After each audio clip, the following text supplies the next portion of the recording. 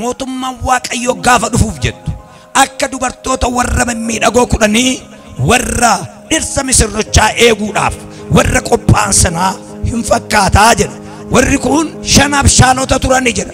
5 immoo gowwoota turanidha. Warra waan eegan fakkaatanii garuu amma dhumaatti hin dhaabbanne, waan amma dhumaatti isaan geessu kan hin qabne, humna amma dhumaatti isaan geessu kan hin qabne, warra kana 5niin warra gowwoota jedha. Warra 5 warra abshaalota yookaan immoo qalbii qabeettii turanii jedha.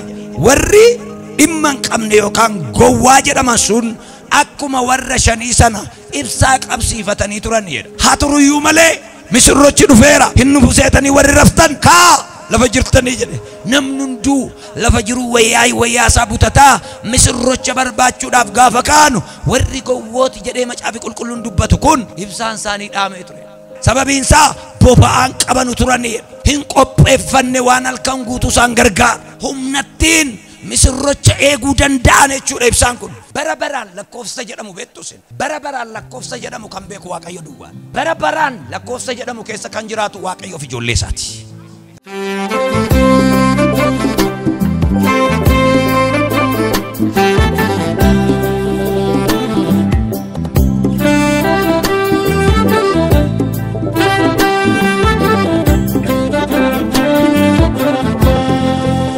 Macaafa qulqulluu qabattanii kan jirtanu dubbii Waaqayyoo kana walii wajjin ilaaluudhaaf ergaa Yohaannis boqonnaa 2 lakkoofsa 17 irra ishee jirtudha kanan dubbisu amma lakkoofsa 19tti maqaa Yesuusiin akkas jedha. Biyyi lafaa hawwiin isaas hundinuu hin darba.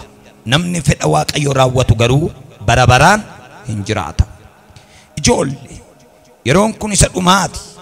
Kiristoosiin kan mormu akka dhufu kanaan dura dhageessaniittu.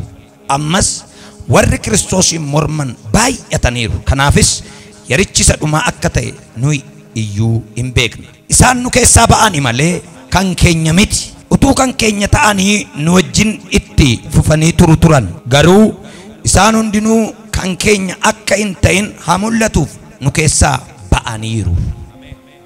Gaafa deebi'u Iyesus nun dhabin kan jedhu xinnoo seen dubbadha. Gaafa deebi'u Iyesus nun dhabin. Nama simbira jirutti gaafa deebi'u Iyesus mana isaatii sin dhabin jedhaani. Salphaa fakkaataa eebba baay'ee guddaa fi sadhumaati gaafa deebi'u Iyesus mana isaatii sin dhabin jedhaani. Menan dhabin kan jettan harka keessan ol kaasan han dhabin jedhaani mee maalu. Kutaa kana keessatti biyyi lafaaf hawwiinsaa hundinuu hin darbaa jedha. Namni fedha Waaqayyoo godhu garuu waan Waaqayyo jaallatu inni godhu garuu inni yaada Waaqayyootti jiraatu garuu hin badus hin gogus hin tortorus bara baraan jiraata. Maaliif yoo jettee Waaqayyo yaada isaa warra hojjetan jireenya kenneef waan ta'eef Yesus Kiristoos bara baraan jiraata. Bara baraan lakkoofsa jedhamu beektusin. Bara baraan lakkoofsa jedhamu kan beeku Waaqayyo duwwaa.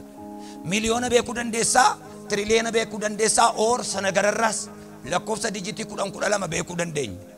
Dijitiin isaa kan hin beekamne lakkoofsi infinitii ta'e maayini yoo jettan bara baraan kan jedhamu.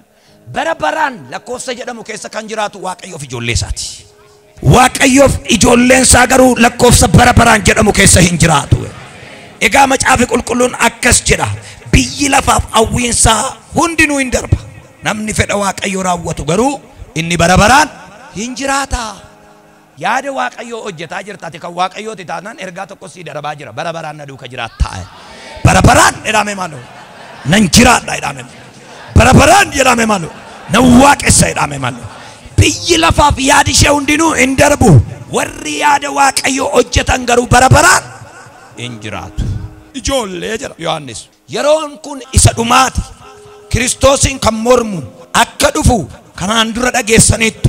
Mul'ata keessatti ergaa keessatti anis afaan kootiin Yesus afaan isaatiin kan isinitti himee bara dhumaa akka ta'ee fi bara dhumaatti immoo hasetanya Masii yookaan immoo Kiristoosiin kan morman hin dhufu akka jedhamu dhageessaniittu. Ammas warri Kiristoosiin morman baay'ataniiru. Kanaafis yerichi isa dhumaa akka ta'e nuyyuu beenna. Maaliif kan isaan morman waan baay'ataniif.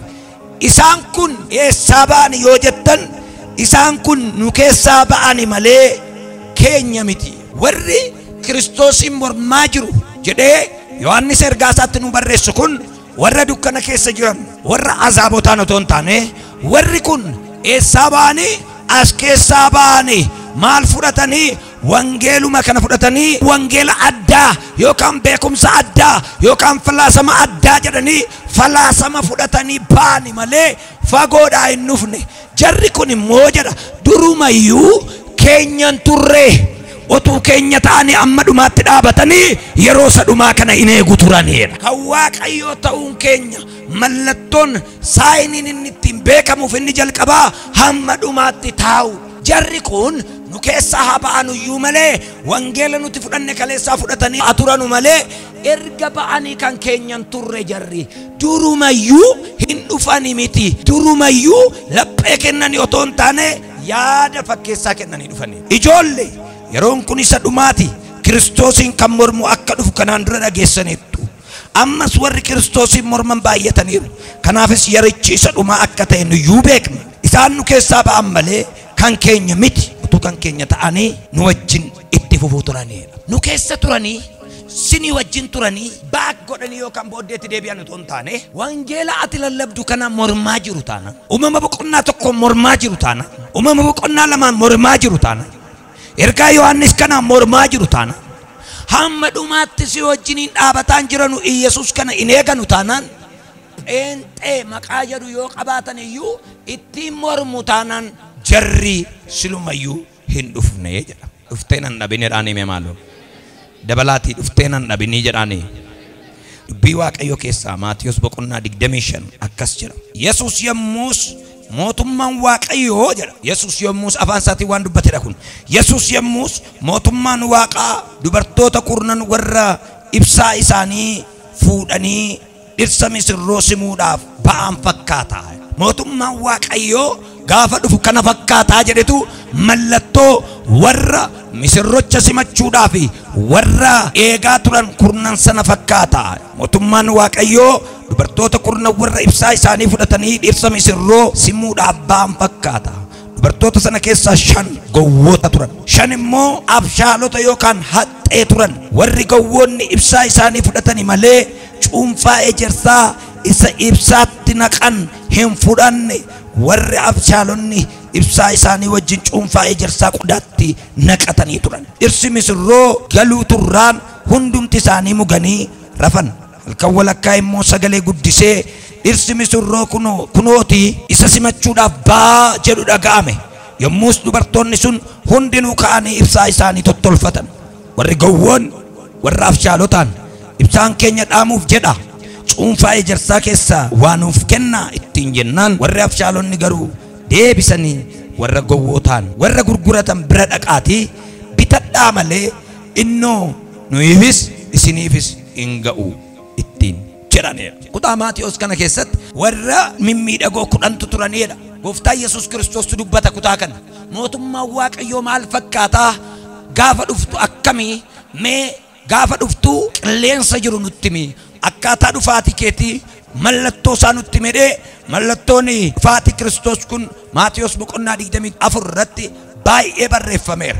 Garuu mootummaan Waaqayyoo gaafa dhufuuf jettu akka dubartoota warra mimmiidhagoo 10 warra dhirsa misirrochaa eeguudhaaf warra qophaa'an sanaa hin fakkaataa jedha.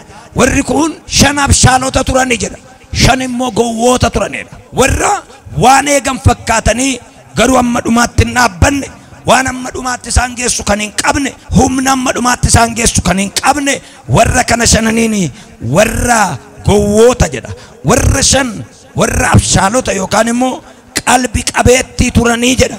Warri dhimma hin qabne yookaan gowwaa jedhaman sun akkuma warra 5 sana ibsaa qabsiifatanii turanidha. Ibsaa qabsiifatanii turanii jechuun ifa Yesuus irraa ifu kana jireenya Yesuus irraa kennamu kana isaanis simatanii turanidha. Jarri kun dhirsa misirrochaa eeguudhaaf yookaan immoo misirrichi gaafa dhufu simachuudhaaf namoota warra 5 warra abshaalotaa wajjin gowwoonni 5 dhaabbatanii simachuudhaaf hiriyoota turani. Jarri walii wajjin walitti dhiyeenya gaarii akka qaban hariiroo akka qaban akka waa walirraa liqeeffatan macaafa qulqulluun ni ibsa. Iddoo kana ga'anii wal didan maleessa. Sababiin isaa nama hin beenneen karaarraa deemtee naa kennin jettu. Namoonni kun xuruutti jara beeku. Maaliif maal akka jarri eegaa jiranuu fi dhadhaa yookaan immoo dibata ejersaa isan naafxaa jennu ta'uu danda'a. Akka isaan qabanullee beeku turan, akka isaan boba'aa qaban waan beekaniif dhaqanii irraa otoo ergifatanu argitu.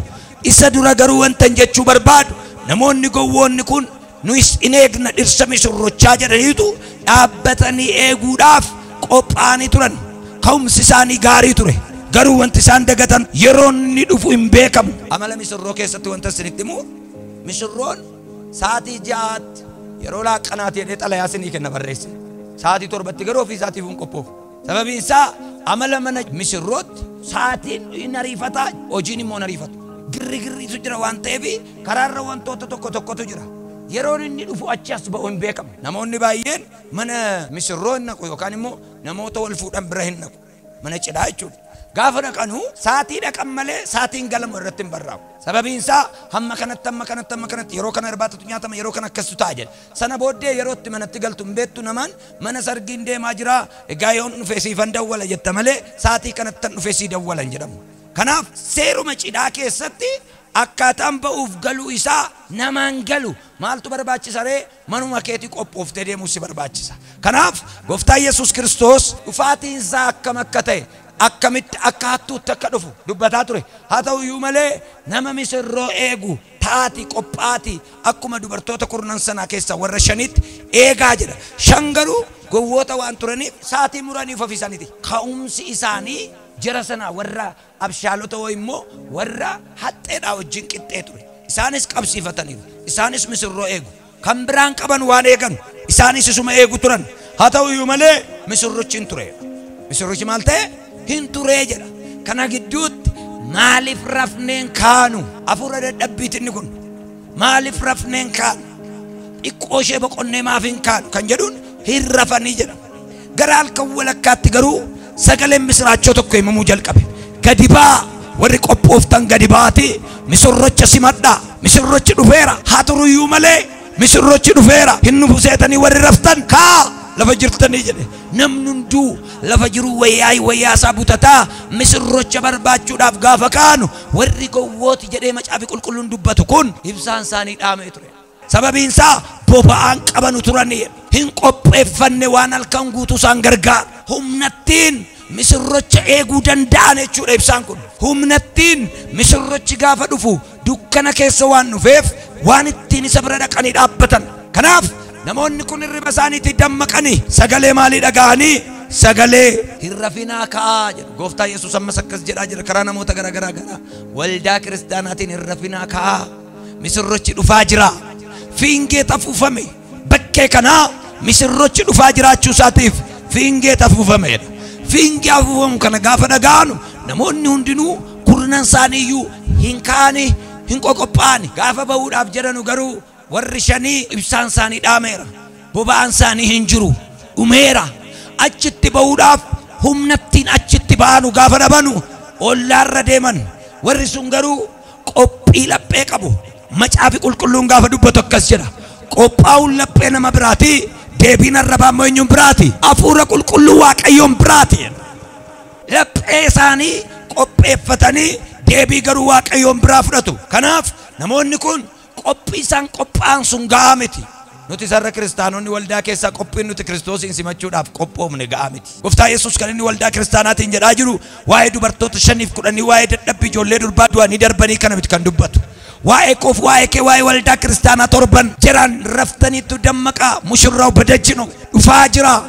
Yeroo inni itti dhufu hin beekamu. Kanaaf qophaa'uun barbaachisaa akka ta'e kutaa kana keessatti dubbata. Waldaa kiristaanaatiin rafinaa dafaatii kaa kan jedhu dubbata. Gara walakkaa halkanii misirrochi dhufnaan dhirsi misirrotti dhufe baasi madhaa kan jedhu sagaleetu dhaga'ame. Gaaf tokko atis waan amma jarri kun dhaga'an hin dhageessa.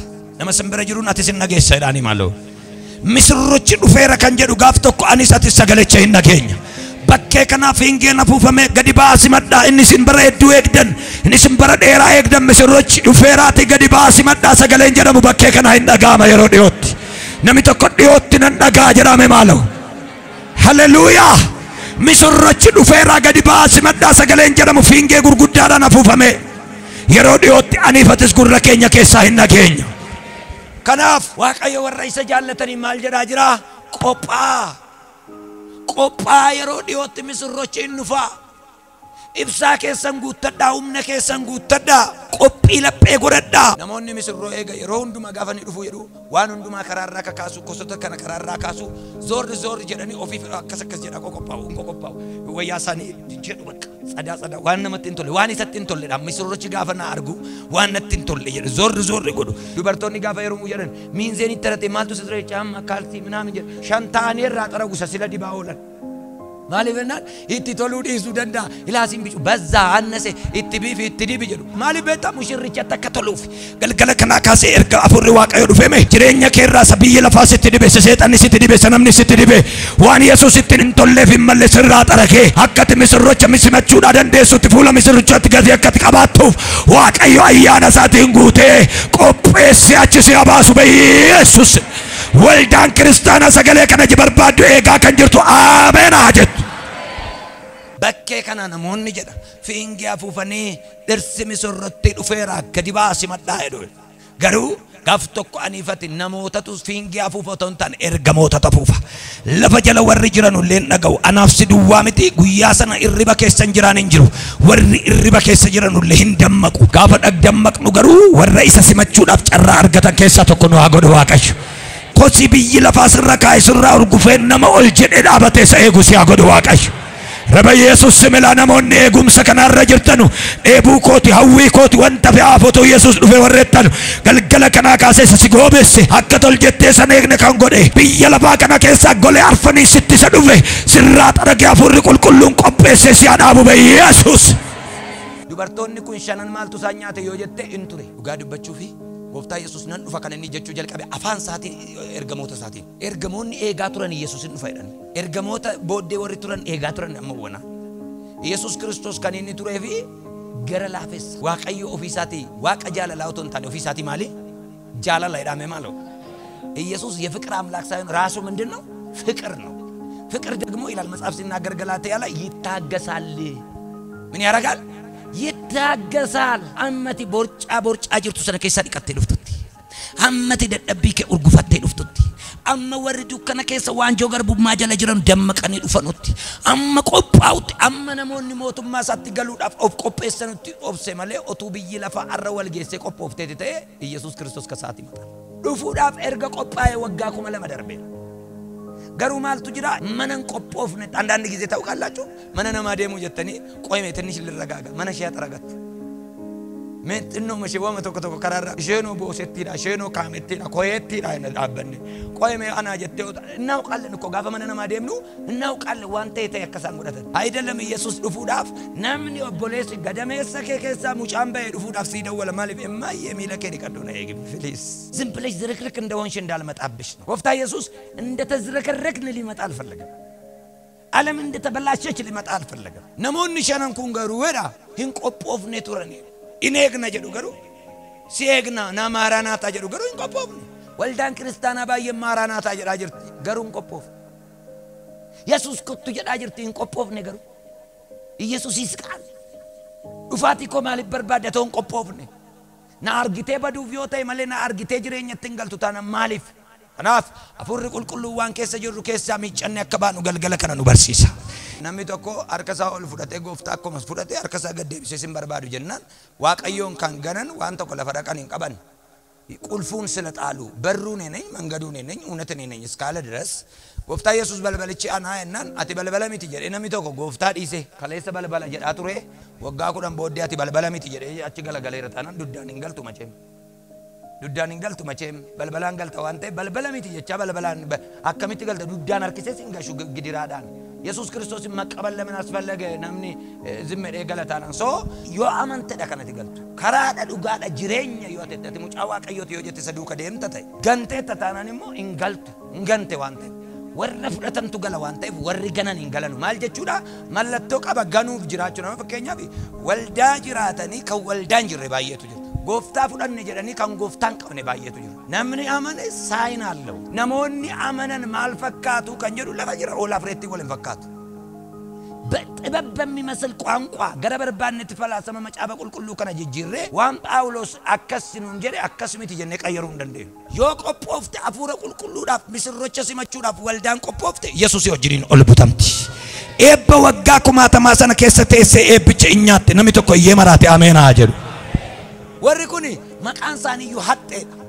Akka bofa haxxeetaa akka gugeemmoo garraamii ta'a argitee jarri kun haxxeedha. Haxxummaan isaanii garuu nama saamuu miti. Haxxummaa jechuun maal jechuudha yoo ta'e boofti haxxeedha kan jedhamee fi yeroo hundumaa al takkaa ol jedhee si argina mataa isaa deebiteen argitu. Garaa isaa jala jira mataan isaa. Maaliif akkati mataa isaa rukuttu beeka. Al tokko ol jedhee si ilaala shuwwennaan marata. Ati naanna'uu isaa ilaalte malee naannoo sana keessa maramee ijji isaa garuu si ilaala. Yoo rukutte mataa isaan argattu garaa isaa yookaan dugda isaa mara. Maaliif mataan isaa maaliin dhokateera dugda isaatiin maramee dhokateera. Al tokko eegee sanuma gidduudhaan shuuf godhee si fudhata. Haxxummaan akka diinni isin hin arganne mataa keessan gooftaa jala dhokfadhaadha. Kanaaf haxxeedha maqaan isaanii warri kudhanii kun haxxeedha kan isaan jedhamanii fi haxxee jechuun lakkaa Yesuusin eeguudha. Haxxee jechuun lakkaa qophaa'anii Yesuusin eeguu jechuudha. Namni sirriitti qophii laphee qophii jireenyaa qophii kiristaanummaa qabaatee Yesuusin eegaa jiru haxxeen isa. እንዴት እንደሚጠብቅ የገባው ሰው ማንን እንደሚጠብቅ የገባው ሰው እንማ እኒ ሀጤ ኢየሱስ ክርስቶስ ወረከና ማልጀደ ሀጦታ ጀርኩኝ ማሊፍ ማለከ የገኑ ሀጡማን ሳኒ ማይን ቤታ አስተማሪው ሙሽራው መጣለው አለ እንጂ የሚመጣበትን ሰዓት ምን አላለም አልነገረም። አሃ ጀረን ኤክሰስ የሆነ ዝግጅት አርጓት ቆጲ ትርፊ ወይ ወረተኒ ቤታ ሀጡማን ሳ ሚስሮቸት ሀጡማን ሳኒ ሙሽሪጭ ነኑ ፈየደ መለ ሳቲ ዱፍትኒ ምን ዋንታ ይፊ ሳቲ ጃት ዱፋ ማን ያውቃል ጀረን መርየተን ቁዳኒ ዱፋ ማን ያውቃል እኑ ያመሚቴክ ነሪ አመዱማ እኑ ያመዮም ይቴክ ነሪና ዮሰከል ትዱፈስ ችግር የለውም ጋዚን ኩን እንታ ቤንዚን ኩን እንታ ዮ ኩዳ ለማት ዱፈ የጀና ኑን ዳቡ ኢኑ መጅራን በቃ አለው 12 ሰዓት ላይ ቢመጣ ቢነጋብኝም አለው ኢየሱስ ክርስቶስ የሙንን ይዱፈቴ ኢሳኒን ቀበን ኦላ ረፊገን ብራዘር አኖ ከሲን ጎኔ አኖ ቀልቢን ዲዳ አኖ ከሲ አኖ ገደን ትሬ ወልዳቱ ነቂ ወጋ ቁረን ምናምን ጋፈሰን እንጀሪን አሙ መዴቢ ኮቶ ዳራ ዋቀይ ከናፊ ጎፍታ ኢየሱስ ክርስቶስ ፈከኛ ከነ ኢኑቲማ ሚስሮ ወረገን ከነ ፈከሴ ወሪ ኩን ጋፋ ኢየሱስ ዱፈኑ ጀረና አይደነና ኑ ጓደኛ ምት ይጋይዳ አቤት ጓደኝነት እናት ሚስት ልጅ የሚባል የለም ሃቲ ሙጫ ያደቱ ሙጫና ያደቱ እንዱ ገሉ ዳብ ጨነቀመ ኢየሱስ ቦባሳጀር ሰሙዱ መከሳ ሴታፒያተመ ሙጫኮ ትንጀቱ ጋፈሰነኛ ጅሬኛ ከነ ከሰት ወርሸኒ ኩኑ ፈኒ ማሎ ጀረን ማሎ አይሰራማ ጓደኝነት ላንታ በቃ አማ ማሎ ነቱንታኔ ኑይ ዋንስኒ ይፍገው ወቱኑትም ተኒቱ ታይ ከለሰ ከን ከሰፉኔ ዱፉ amma garu nuyi dibate nuti fudhanne dhufne yookaan immoo naaftaan nuti qabannee jirru dhadhaan zayitii nuyi qabannee jirru dibate ejertaa nuti qabannee jirru isa Yesuus Kiristoosin nu eegsisuudha malee isa namootaaf kenninu miti jireenyichi waan namichichi namaaf sheer godhamu miti kanaaf isinis naaftaa keessa yookaan immoo boba'aa keessa naqaa bitadha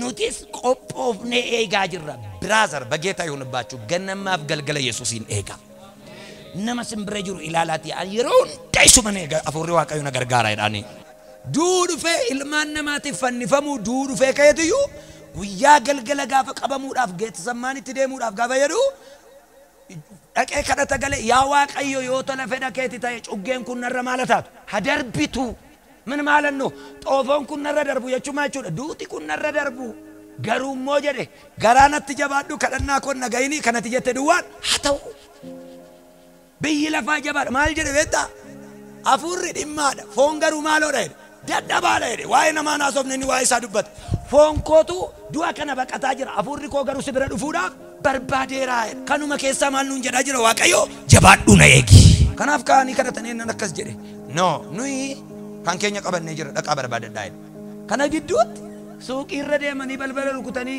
boba'aan jiraa jedhanii otoo kadhatanuu jedha mushurrichi nufe misirrichi gaafa dhufu warri shanii warri boba'aa gaa qabatanii jiran sun duukaa dhaqanii galanii gaafa warri shanii boba'aa barbaaddatanii dhufanu misirrichi dhufeeraadha Yesuus Kiristoos yeroo hunduma kan inni jedhu tokko yoo jiraate nan dhufaa nuun jedha garuu hin ture jennee soba kan nutti fakkaate baay'eedha har'a waaqayyo akkas jedhaa jira soba miti nan dhufaa warra qophaa'anii ta'anii eeganu seenaa godhu waaqayyo ኢየሱስ ከፍጻሜ የሚጸኑትን ያድናል ዛሬም ሁሌም እመጣለሁ እንደሚል ሁሉ ኢየሱስ ዛሬም ይመጣል መጽሐፈ ቁልቁሉን አከስ ጀዳ በሪች ለፍች ፎን ደደባድ አፉሪ ገሩ ዲማድ ከደተ ጭማተ ኮ ከደናር ዋቀዮ hamma dhumaatti nama turu na godhi እስከ መጨረሻ የሚጸና እሱ ይድናል ወረ ቆጳኒ ወረ isa eegan si'a godhu mul'atani dhabu jireenya shaamaa keessa si'a ooshu shaamaan jarana